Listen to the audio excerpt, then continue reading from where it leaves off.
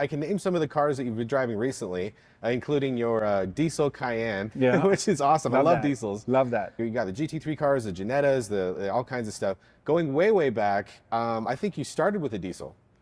I did. Well, my first car was a diesel. Yeah. It was a kind of hand-me-down. I still had to buy it from my dad.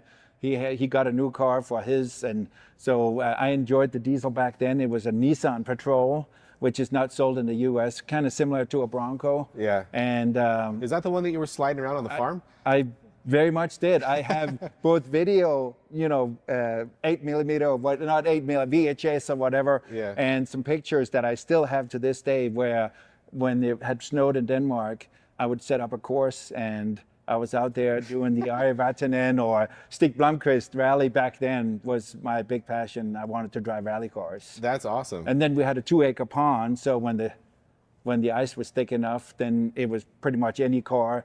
We also had some old beat-up cars. We made our own studded tires. We made studded tires for the front, and then no studs in the rear.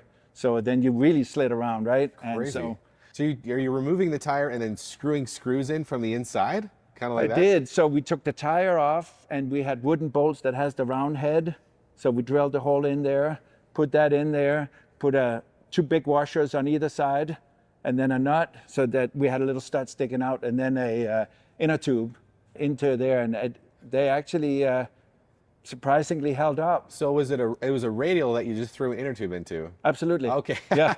That's awesome. Yeah. The first one I did was a little mini mascot, 850 cc.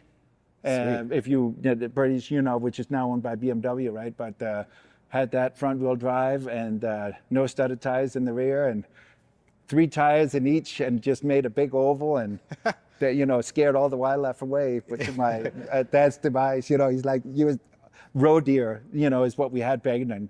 They all went away, but that's how I learned how to drive.